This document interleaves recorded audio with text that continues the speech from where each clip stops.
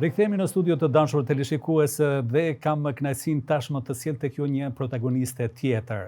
Është një sipërmarrëse në fakt por e letërsisë, e artit, e kulturës. Është një figurë e spikatur që kam patur kënaqësinë ta njoh në, do thoja, evenimentet e bashkëdhetarëve tan këtu në Stuttgart. Një profil suksesi. Kush është ajo? Ta shikojmë së bashku.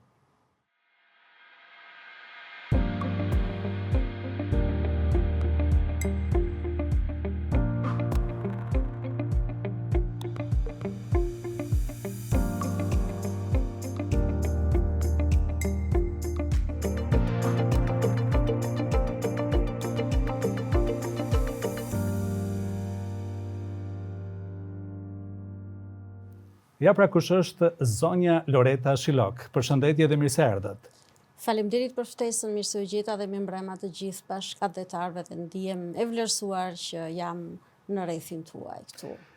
Edhe ku jemi te vlerësimi, si e vlerësoni këtë iniciativë të televizionit TVR në bashkëpunim edhe me televizionin 21 që të bëjmë bashkë njerëzit të cilët bëjnë edhe storje të suksesit, janë edhe forcë ekonomike, jo vetëm këtu në Gjermani, por edhe në vendet të ndryshme të Evropës.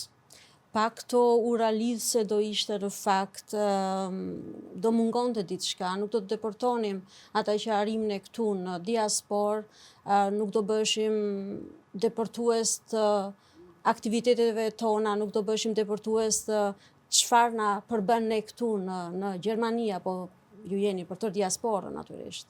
Natyrisht.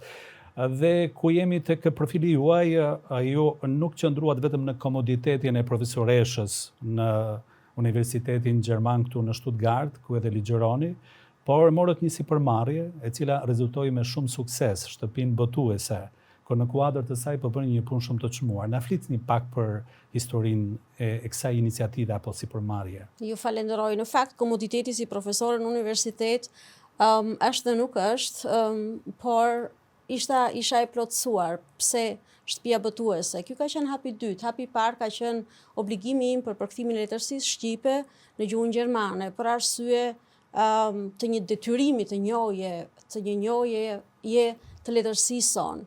Hapi tjetër ka qenë vjet, pothuajse afërsisht një vit tani, krijimi i shtëpisë botuese me profilin e librave dy gjuhësh, shqip dhe gjermanisht, por edhe shqip, enkas për diasporën. Është një rëndësi shumë e madhe në fakt për ne që jemi nga kjo anë e botës të deportojmë. Dhe për mua ka qenë pothuajse një detyrim të bëj këtë hap. Dhe si është pritur, cili ka qenë impakti faktikisht në mjediset gjermane, duke njohur edhe kulturën shqiptare, letërsinë shqiptare nëpërmjet punës tuaj dhe shtëpisë suaj të botimeve? Në fakt, me përkthime, botime dhe promovime, unë po bëj shumë kohë që po merrem.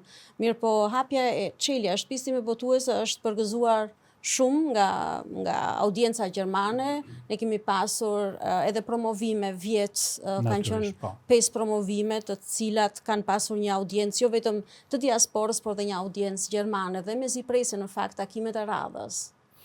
Më trego, ka qenë vështirë për juve që nga Shqipëria të vini këtu dhe të krijoni këtë profil në këtë elitë, do thoja, gjermane, dhe të prezantoni të këta dhe të ndërtoni një lidhje ndërmjet letërsisë shqiptare dhe asaj gjermane. Unë jam nga Berati, ndoshta Mistrece, ndoshta krye lart nga Berati dhe kam luftuar, në fakt kam ardhur me studime në Gjermani dhe pata fat, ende pa mbaruar studimet, më është ofruar vendi i punës këtu. Që nga kjo anë nuk kam pasur vështirësi dhe vlerësoj shumë këtë vend, të them të drejtën, që vlerëson kualifikimin e njeriut, vlerëson punën. Po me Beratin, me Shqipërinë, ke ndonjë aspirat tjetër, qoftë në aspektin e sipërmarrjeve tuaja, qoftë me librin apo edhe ndonjë sipërmarrje tjetër? Letërsia lidh, natyrisht prindrit në radhë të parë u lindë Beratit, vaj në Ullirit, por letërsia lidh edhe duke qenë që unë jam ndërmjetëse e të dy gjuhëve, kam edhe pothuajse gjithë autorët që kam përkthyer i kam njohur në Shqipëri. Kjo të pasuron. Dhe ku jemi tek gama e përkthimeve dhe e botimit të librave, ku fokusoni më tepër? Cilat janë sipërmarrjet e shtëpisë suaj botuese?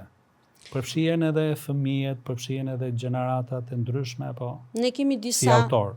Kemi disa shtylla, natyrisht jemi shtëpi e re botuese dhe na duhet pak kohë që të kristalizohemi tamam, por shtyllat që kanë vënë në detyrë vetes për shtëpinë tonë botuese kanë qenë linja e parë të jenë libra për fëmijët e diasporës, libra pedagogjik të cilët i ndihmojnë për ta mësuar gjuhën shqipe njësoj siç mësojnë fëmijët tanë në Shqipëri.